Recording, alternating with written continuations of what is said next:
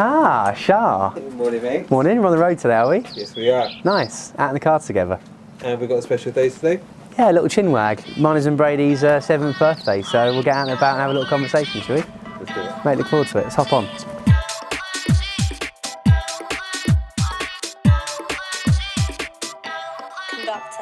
So we are turning 7 years old as a business. So mine and Brady is 7, which is crazy, really. Okay, thinking when we set up, I set up as a sole trader in 2014 in December. I was 22, which was, yeah, naive at best looking back. And yeah, everyone said you can't do it. Everyone said you're too young. Everyone said you've not had enough years doing this and you'll get swallowed up by the big agents. Everyone said it's not going to work apart from maybe a handful of people. Did you ever imagine it being like this? No, is the honest answer. What was your biggest... How good did you think it could have got? To be really honest, that first part, Shah, was literally about survival. You know, we both worked for other agents, me and Alex, and we both just said, look, can we put our brand up and can we try and create something really special? But back then, it wasn't necessarily about, 5 branches and taking over Norfolk. That's the honest answer. Our first sort of drive was, can we have one branch that does really well and can we give exceptional service? I signed the lease December the 1st, 2014, and I was still working for another agent then. And I was like terrified to hand my notice in. I was so worried. I was earning all right money elsewhere, and I was like, had doubts in that December, thinking, what am I doing? Should I do this? And what if it goes wrong? And that's all you think about in the early years, is like, what if it goes wrong, and the failure. Because once I signed the lease, I was like, that's it. I'm now paying, X amount a month in rent. I've got no choice. And I only had a limited pot of money. And I was like, right, if I lose this money, that's it. I've got nothing left. I'm back to square one again. Yeah, how did you start getting those early contacts? Was it just friends and family? Oh, just persuading as many people as I could and trying to, knock on doors, people who are on the market with other companies. I was out door knocking. I remember in the December, I'd finished with the company I was working for on the 23rd of December. The 24th of December, so Christmas Eve, we'd been out the night before for the end of your time here, work do. Had a few drinks too many. And on the 24th, Christmas Eve, I had to sit in the Roxham office with no heating and no signal from 8 a.m. to 2 p.m. and wait for BT. And they rocked up at 2:30. So I sat there all day from 8 a.m. with no chair, no heating and no signal, because back then there wasn't like 4G in Roxham. And I just sat there all day with like newspapers and anything else I could read, freezing cold. But what my plan was, once BT had come, I was then going out all afternoon until about 6 p.m. on Christmas Eve, hand delivering Christmas cards to all the people that were on the market within like a rough 2-3 mile radius. So yeah, Christmas Eve 2014 was like, I'm out door knocking, trying to just like cement these seeds that I'm opening and try and win some people over. Times where you thought this isn't going to work? Yeah, definitely. Yeah, definitely times you had those doubts and days where sales fell through and naturally you were by yourself, so the pressure was high.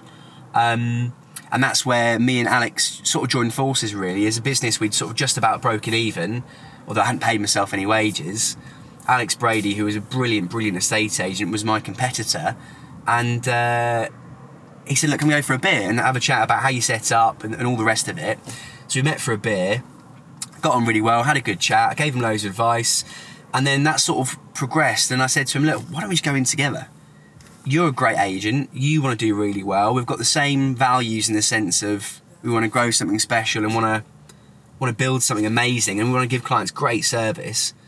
So yeah, we came in together, and 1st of June we literally started, set the limited company up. Our accountant did it for us because we didn't have a clue how to do it, and the rest is history. Lee, tell me about the early days. So you've been here from day dot, near enough. I have. It's changed a fair bit, that's safe to say. So at the start I was the 4th member to join M&B, and it was slightly more relaxed than what it is now, but we've now got a much slicker system. Obviously the best we've ever been, and absolutely love it every day.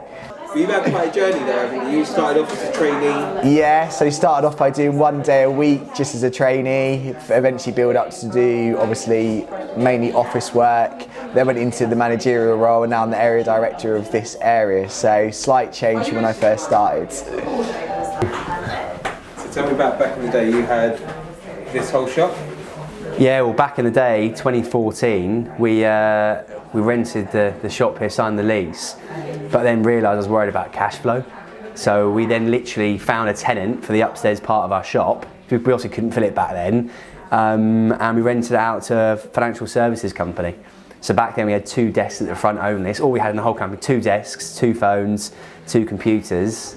And yeah, now we've got 15 in here, filled to the brim. So it's nuts really, isn't it? Yeah, it's been good. It's been a lot of years. So I've been here just coming up to 7 years. That'll be for me in October time. So yeah, but at the start I was doing brochures, admin, viewings, floor plans, vendor care calls. Sometimes they'd let me speak to a vendor about an offer if I was lucky. Yeah, did lots of things all from the start really. Yeah, it's a lot more going on, a lot more to look after, a lot more clients to speak to and keep updated and happy. But yeah, the responsibility is good and it's nice that we've grown and the company's grown and the clients have grown with us and keep coming back. So yeah. It hasn't changed. So in the early years, back in 2015, there was just 3 of us, me, Adam and Alex. We used to do a competition, it sounds really unprofessional, but the person with the lowest amount of keepy-ups had to go get lunch to the other 2. So like between calls, it was like, right, your turn on the keepy-ups. So we literally just, and it's the same ball, we've kept the same ball for 7 years. Still scuffed. In the branch, scuffed, bits missing off it. Who always got lunch? Adam. No chance. Adam. Definitely not. Alex was the worst. It wasn't me. 100% Alex. Yeah, it wasn't Alex. It was Alex. Yeah, throw him under the bus there. So we still write down, and we have done since we opened, every sale and every property we list and every property that completes in these old red spines. So we obviously use technology to record everything, but it's something nice about writing in a book and like getting that small win. Hampton Drive, first property we sold back then, 6 Hampton Drive. We sold that for a 4-bed detached house for 257. I remember that now. 4-bed detached, 257. Yeah, that's now 450 to 475. But I remember that was the first day in the first month. And what's crazy on here is back then we sold a property on the 26th of Jan, and it actually exchanged on the 19th of Feb. So back then that's like 4-week exchange, which nowadays is like you've got no chance. That's 5-6 months. So it's crazy, isn't it? Okay, where to now? So off to Caister? Caister on Sea, baby, on the coast. Is the second branch. Indeed, yeah. So Caister we set up in 2018. God, it's 4 years ago now. It's crazy to think. And we sort of wanted to push our boundaries. You know, one office was great, it was working, we were making a profit, and things were going really, really well. And it was like, what's the next step? You know, you're always chasing that next challenge and that next goal to hit. So for us, it was a second branch, and it took ages doing market research and strategizing where would be a good place for us to go and good for the brand and where we can sell properties and also genuinely make an impact in the local market. So Caister on Sea, we felt for us was a great area to go to. Lovely little village, loads of pubs by the coast, great access, and it had no estate agent in. It's crazy. Scary decision because you've got one branch going well, and do you spread yourself too thin? Can you keep up service levels? So for us as a business, it was a massive, massive decision. One we were really excited, but actually quite nervous about. But it's paid off. Hi mate, how's it going? What's going on? What's that? What's this? You're on BBC News. Am I? How are you, Joe, mate? You keeping well? How you doing, mate? You doing all right? We're 7 years old this week. Yeah, 7 years. Not here, we're 2018 here, but 7 years of business. So we're treating all the branches to some cakes. Nice to see you in here. You too, glad you. Good Yeah. boys in there. Good lot in there. You've always got a good lot, haven't you? Yeah, they're very good. See you later, mate. His name's Tony, and he comes in like every day without fail. And when they close up, he then gives us all his chips, all his leftovers. So if you come in here about 2:30, you'll get a real tuck in. One thing we do, which a lot of our businesses don't do, scarily, is have proper monthly appraisals. So we sit down with every member of the team, all 60 people, every month, as myself and Alex as owners, and it takes quite a long time. It takes like 3.5 to 4 full days of our month, every month. But it's imperative for us to make sure people are happy, make sure people are focused, make sure people are enjoying their job. Because actually, you know, we're at work for however many hours a week, 40, 50 hours a week. And if you're not happy, what's the point? You know, we'd hate for people to be here that aren't happy, that don't love their job. And obviously each month you get some people that aren't at their happiest. But a lot of that normally stems from personal life. Maybe they broke up with their partner, or maybe they've got money problems, or maybe, I don't know, someone in the family's not very well. And actually, if you understand that as a director and empathise and listen to them and actually speak to them about things, it really strengthens that relationship. So on the way to Lowestoft now? Indeed, case of Lowestoft. Lowestoft was our 4th branch. We opened in 2020. Hello, hello. How are you? How's it going? Good, you? Yeah. Good, thanks. We're celebrating this. Oh! Imagine if that had popped. That would have been good for the camera. We're celebrating M&B being 7 years this week. 7 years? Yeah. Wow. 7 years. Happy birthday. Crazy. M&B. We brought some cakes for you as well. Oh, beautiful. Oh, They're cool, aren't they? they're well nice. I like them. Yeah, cool. I would say I made them, but I can't make cakes, so look at you with your healthy salad. I know. I'm gonna tempt you with a really naughty cake. Yeah. There's no persuading me on that. Quality. So, on our way to branch number 5. Yeah, 5 today. Yeah.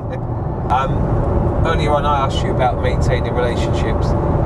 How do you do that across offices, across branches?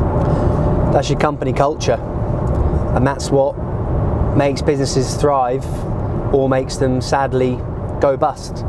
Company culture, that's one of the most important things. Your people are your greatest asset. I mean, I suppose we have lots of group WhatsApps, which is good, great social nights together, which is really important to bond people. And each of our branch managers, stroke directors, apart from one, have been with us for a long period of time. So they know what we expect of someone at Miners and Brady, and they know how they can be with people, which is just really real, be authentic and be honest with people. So yeah, for us, culture is really important. How long have you been here for? Nearly 4 years. 4 years. 4 years. Yes, 4 years next week. So loads must have changed. Yes, yeah. What has changed? What number were you? When did you? What number member were you? I would have been number 8. So from 8 to 60 is quite a big difference.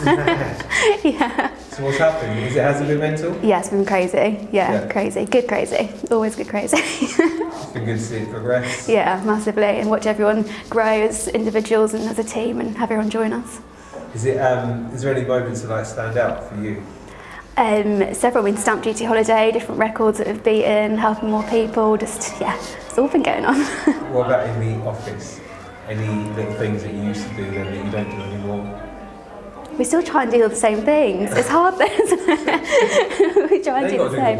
Yeah, we've got to do a lot more work, yeah. It's good. We always have fun still, but yeah, it's tough, but it's good. Jamie, that is all 5 locations taken care of? The 5 children looked after. All the Ellie's been to all the children. Yeah. It's been really nice just to roll around with you and chat about the kind of come up and how you got to where you are today as a business, as a team. What's the next step? What's the next for Miners and Brady? By the way, I've enjoyed today. It's been good fun. Good fun to actually take a moment to reflect on what we've done and where we've come as a business and as a group. The next step is doing what we're doing, finding the extra 1% every day, trying to make our technology better, trying to make our training even better, trying to promote our people internally is really, really important as well, and keep growing our branch network. As I mentioned earlier, you know, we're going to grow to 10 branches, we're going to grow our sales force, grow our lettings force.